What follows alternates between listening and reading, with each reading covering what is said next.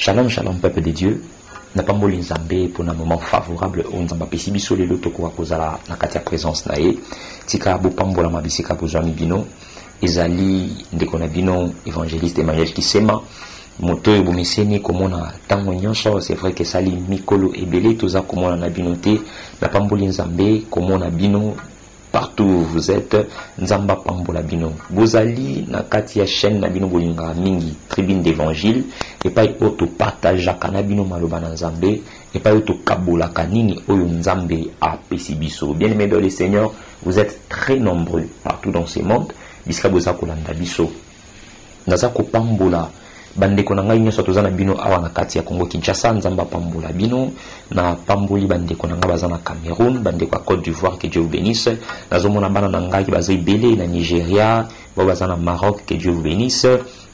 Bandeko boza na France, na Belgique, vous en Hollande, vous en Suisse, vous allez na Angleterre, nzamba pambola bino, bandeko na ngai ya Brésil, bandeko na ngai ya Chine, ya Japon, na bosani bino te, bino nyonso o vous allez kuna musika na Australie, que Dieu vous bénisse, les États-Unis, nzambe a zalana bino. Bien-aimé dans le Seigneur, je suis encore dans la joie ya ko retrouver bino lelo na kati ya tranche na biso oyo tozali ko tombola Yesu Christ wa Nazareth na kati ya bomo ina biso. Vous savez, bien-aimé dans le Seigneur, makomi na nzambe za koloba na biso na mukanda ya Psaume chapitre 126 na verset 3.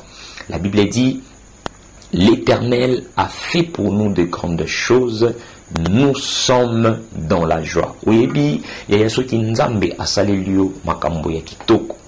Oyebi soki nzambe a visité vina yo, soki nzamba kutani na yo, epi sakaka esengo na kati na bomo ina moto. Yangwana lelo ngai na bino to kutani lisusu pour que tokoka koluka lisusu elongi na nzambe, tokoka kote ya biso lisusu à travers oyo nzambe atina kati na biso.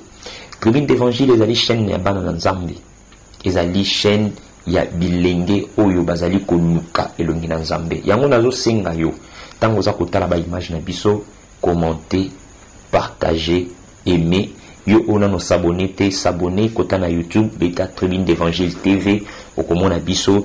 Abonne-toi, fais abonner aussi les autres pour la gloire de Dieu. Nzambe azana na biso. Lelo, grâce à Nzambe, bien-aimé dans le Seigneur, nous voulons partager la parole de Dieu. Dans Mukanda, il y a Romains chapitre 12, na verset na yango premier. Nous allons comprendre que, bien-aimé dans le Seigneur, Bible zako senga biso. Nzambe azalaka na baposa. C'est vrai que biso, étant que batu, tozalaka pe na baposa oyo, to exprimaka epai na Nzambe. Mais Dieu aussi, à son tour, a zappé na ba besoin oyo azako exprimer epai na ngai na yo pour que collaboration entre ngai na yo, entre ngai na Nzambe ezala malamu. Mbala mingi toko comprendre nini que lorsque mutu azokende vers Nzambe, toko remarquer que mutu ana akendaka na ba besoin ebele, mutu akendaka na ba besoin ebele, mutu atalisaka Nzambe ba posa na ye nyonso. Et na kati ya ba demande ya mutu, nous allons remarquer que lorsque mutu azo senga alingaka emonana dans l'immédiat, aussitôt asengi, aussitôt amoni. C'est vrai que Bible za koloba na biso, la foi est une ferme d'assurance, ezali espérance auto zalango ezali ferme, ezali démonstration ya makambo to mona te, mais tozondima ke ezozali sama. Mais en réalité, tu dois comprendre ni lorsque siko flèche baluki et que Nzambe azako senge pa ina mutu, mutu azaka na difficulté ya kopisa Nzambe oyo Nzamba azako luka. Yangwana lelo na ye pour que ngai na yo to mekana ko solola. Lorsque Dieu demande attitude na yo na yanga ezalaka ndenge nini envers Nzambe. Lorsque Nzambe a exprimé besoin na ye, lorsque Nzambe a talisi posa na ye envers mutu, to agisaka ndenge nini. Tozwana no Bible na biso, tongi to comprendre que dit la Bible. Romains chapitre 12, tokozwa verset 1er, tokokika nango malembi. Bien aimé dans le Seigneur, tolingi to comprendre posa ya Nzambe nakati ya bomoi na biso. Lorsque toza ko sambela, lorsque toza ko lukelongi na Nzambe, nous devrons comprendre que la vie chrétienne ezali na ba loi, ezali na ba exigence na yango, o isengeli biso totosa. Maloba na Nzambe lobi. Je vous exhorte donc, frères, par les compassions de Dieu, à offrir vos corps comme un sacrifice vivant, saint, agréable à Dieu, ce qui sera de votre part un culte raisonnable. Ne vous conformez pas au siècle présent, mais soyez transformés par le renouvellement de l'intelligence, afin que vous discerniez quelle est la volonté de Dieu, ce qui est bon, agréable et parfait. Awa bien-aimé dans le Seigneur, ezali épître oyo ndeko na biso Paulo akomaki to apôtre Paul ndenge to meseni ko bengaye. Ezalaki question, ezalaki souhait, ezalaki posa na ye, azalaki koloba na bandeko ba romain. Na manière oyo abandaki kosenga bango ba se justifier na grâce ya Nzambe pona nini? Parce que conduite na bango, conduite quotidienne, ezali ko faire partir na évolution ya vie chrétienne oyo ngai na yo toza komema. Nalingi à travers émission oyo tokoka ko comprendre que Nzambe pe azaka na posa, Nzambe pe asengaka biso makambo, Nzambe pe alingaka topesa ye oyo ye azakoluka. Nazaki koloba que Paul azali ko traiter ba obligation na biso envers ba chrétien mususu. Tangu baza ko senga biso to offrir ba nzoto na biso en sacrifice, ezali premièrement pour na Nzambe et de deux pour na batu oyo toza ko vivre na bango. N'oublions pas que tozali en face ya Nzambe et aussi tozali en face ya batu. Dieu nous observe, le monde aussi nous observe. Étant qu'enfant de Dieu, et Seigneur n'a comprendre que nazali na deux engagements. Engagement ya liboso nazanango vis-à-vis na Nzambe, engagement ya mibale nazanango vis-à-vis na ba frère nanga o nazako tambola na bango. Nazan engagement envers communauté o nazako partager na bango et sika.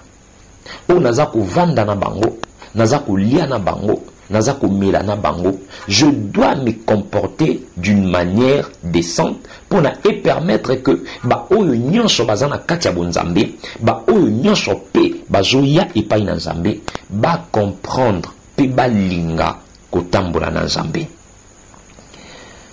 Bien-aimé dans le Seigneur, tozali na batu oyo baza faible en esprit. Tu peux remarquer que même dans la église, bisika toza ko vanda, bisika toza ko tambola, nous allons comprendre que les ana batu misusu ba ko kakate ko supporter même ba petite chose. Ba ko kakate ko vanda ko landa ba makambo musu za ko bima na kati na batu, makambo moko ezali ya pasi. Ba ko supporter yango te, mingi to mona ba pengwaka, mingi to mona ba zonga ka sima. Mingi to mona batika quand même ba église. Pourquoi? Parce que yaluka ki ke pasteur asalaki X to Y.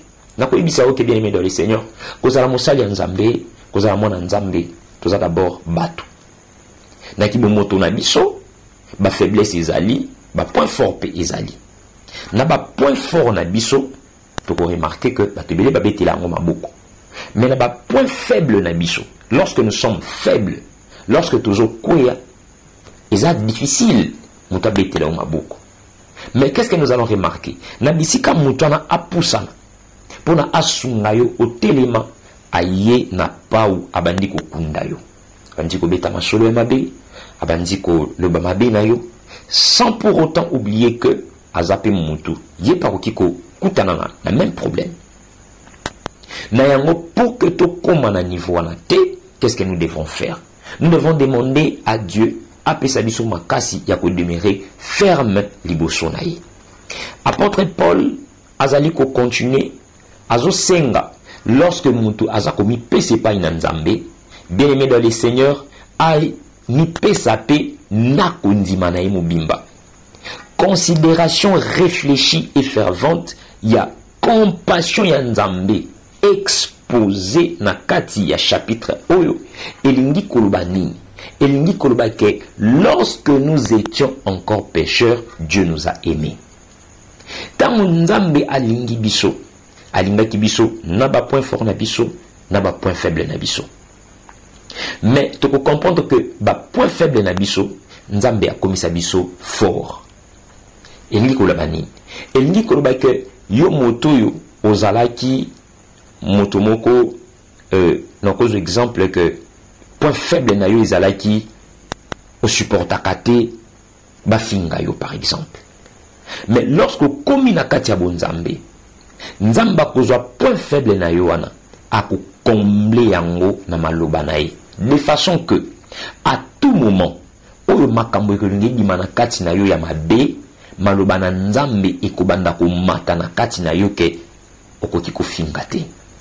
Yango chaque fois na exhortaka na bana nzambe koyeba kotanga Bible, komipesa nyonso na kati ya maloba na nzambe. Bien-aimé dans le Seigneur, nzambe akobanda ko lobela yo à tout moment, nzambe akobanda ko mimongisa na kati na yo tango nyonso, nzambe akobanda ko loba na kati na yo. Un chrétien qui ne lit pas la Bible va agir selon son cœur.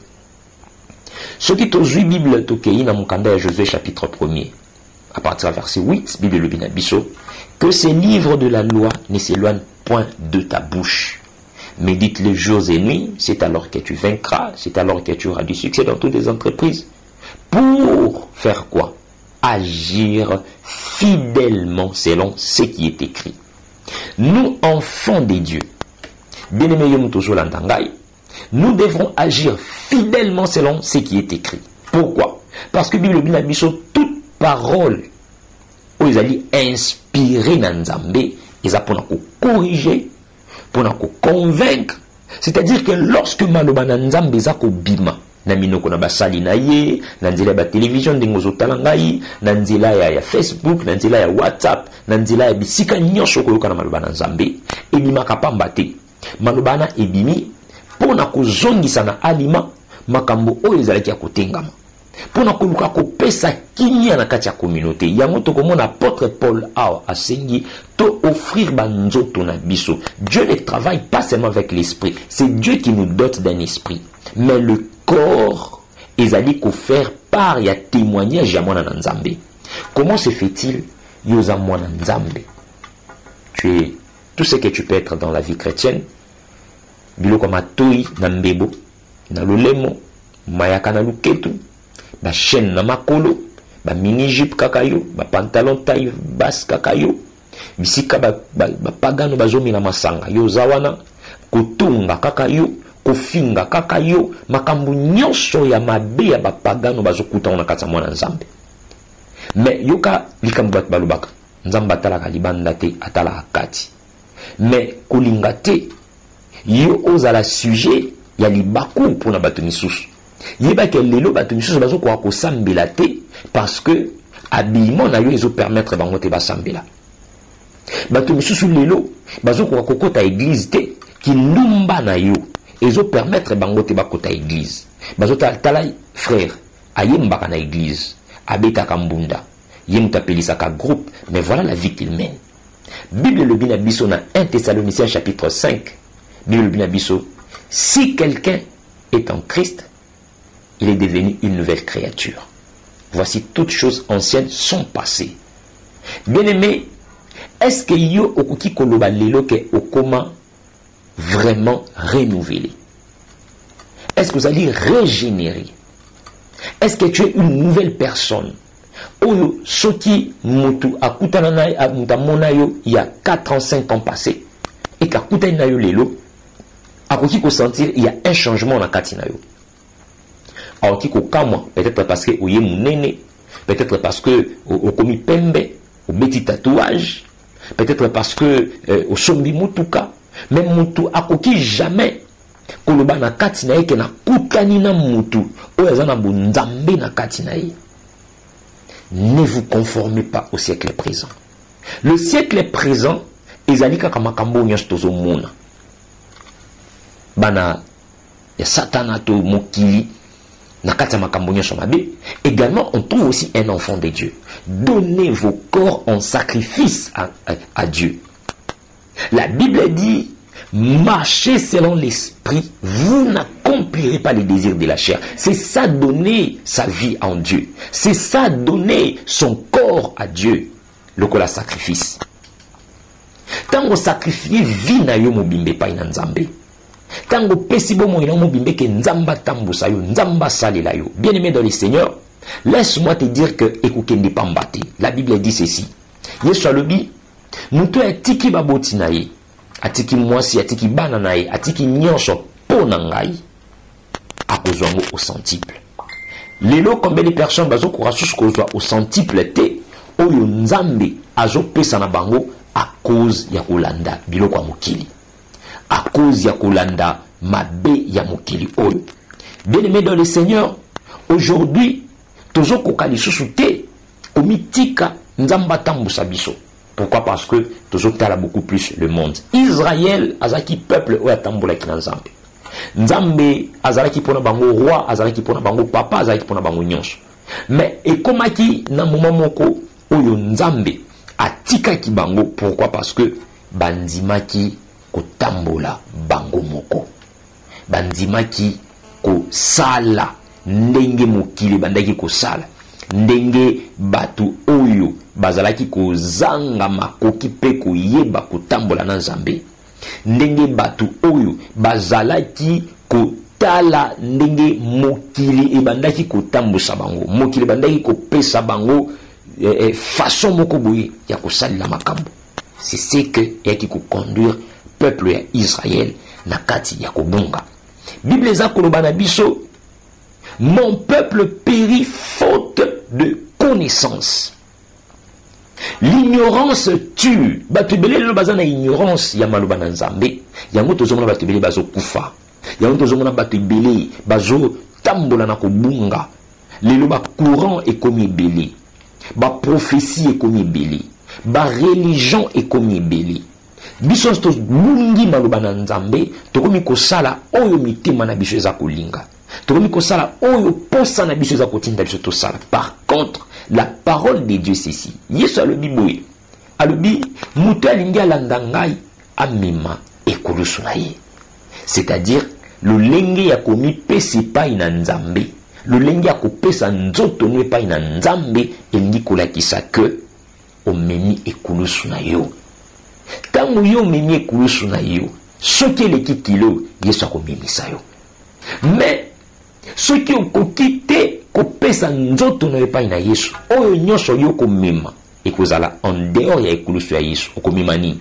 Okomema ba passion ya mokili, okomema ba posa ya nzoto, okomema escroquerie. Aujourd'hui nous avons des pasteurs, des évangélistes escrocs. Nous avons des impudiques na kata musala na nzambe. Nous avons tout ça na sorti ya batu nyonso. Ya mwana lelo bien-aimé dans le Seigneur. Na yeko sambisa yote. Mais na yeko senga yo opesa nzoto ne pa na Kristo. Je suis un évangéliste. On a zoté ya maloba na nzambe. Na yeko yebisa yote ke oko voyager, oko bala, oko kende parce que nyonso eza nango nzambe nde mutasalaka. Mais ezana batu misusu lelo bako kufa na kati ya libala tout en étant pécheur. Bato musu bazo kufa na ba prado, bazo kufa na poto, bazo kufa na ba bien na bango en étant pécheur. Mais nga étant qu'un homme de Dieu, nzambe azote ya ngai nyonso na telemisa batu ba pesa bomo ina bango pa ina Yesu Kristo. Bien-aimé dans le Seigneur, na yebi ke bisike zomio orozwa vidéo oyo en partage et pas ya papa et pas ya maman et pas ya ndeko et pas ya camarade et pas ina ngai et pas ya mutu nyonso oyo lingi. Mais ngaki na senga yo devoir moko au partager mon répertoire na yo. Peut-être ezana mutu moko oyo azako luka solution na ye ezali te ba prophétiser pour na ye. Parce que moi je me dis toujours que le meilleur prophète de la vie c'est toi-même. Ce qui kaka yo vie na yo, pese pa ina Yesu Christ en Nazareth, tu as prophétisé pour ta vie. Ce qui yo lelo ndimi ko tika masumu, ondimi ko pesa bomo yene pa na Yesu Masia. Tu as prophétisé pour ta vie. Objectif ya émission oyo ça marche, ezali pour que mutu moko azwa makoki ya kobongola mutema. Même si tu atteindre 90 millions de kilos de vues, même si tu atteindre planète Mubimbati, mais ceux qui 4-5 personnes, babongoli mitema, Yesu Christ en Nazareth, azul le kumu. Bien aimé dans le Seigneur, le kumu na biso, comme ça la Bible dit, je me suis fait l'honneur d'annoncer Christ là où Christ n'a point été nommé. Moi, je ne suis pas venu ici pour amuser la galerie. Je ne suis pas venu ici pour faire autant de vues. Je ne suis pas venu ici pour chercher l'argent, pour chercher la renommée. Non, je suis venu pour te prêcher Jésus-Christ de Nazareth qui est en vie. Il te demande aujourd'hui de donner ta vie en sacrifice et pas inaïe. Si tu donnes ta vie en Jésus, à quoi rendre au centuple. Il y a mon bien aimé dans le Seigneur. Yondeko Zuma Kotia Kolanda. Na tango mukie, pendant quelques minutes, matea oyo. Na linga kinga ina auto ça l'exercice moko. Pourquoi ko partager ango, ne fils qu'à 10 personnes.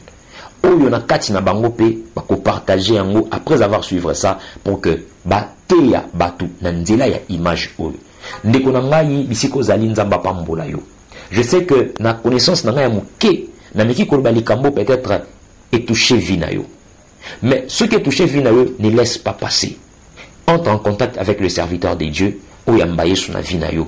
Ozope ba fermissement. Binoba o besoin de fermissement. Boluka biso na groupe ya WhatsApp. Otindi numéro na yo na plus 243 81 075 73 98.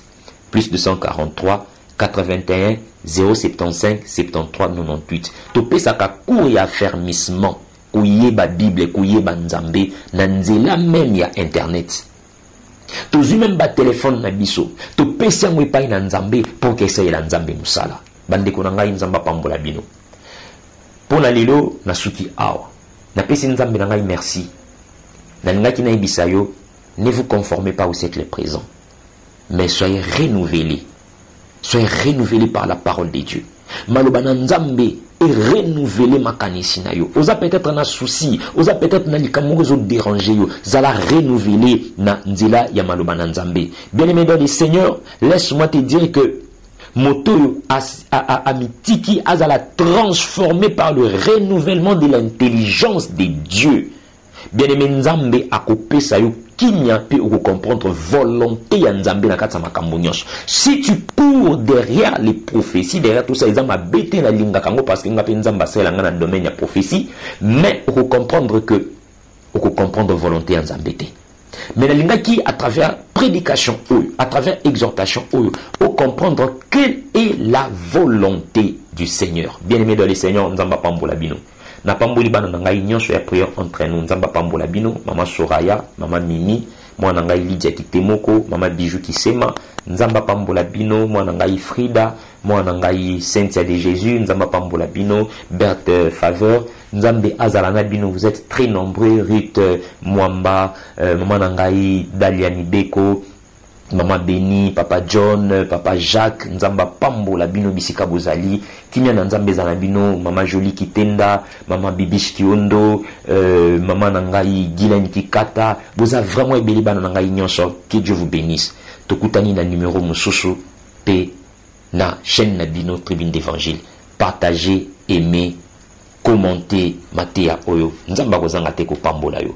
Tika kodo Yesu Christ wa Nazareth apambola bino bisika bozali. Tokutani na émission na biso mususu. Toujours ça marche avec évangéliste Emmanuel Kisema. Na pamboli bino na kombo na Yesu Masia Nazareth. Amen.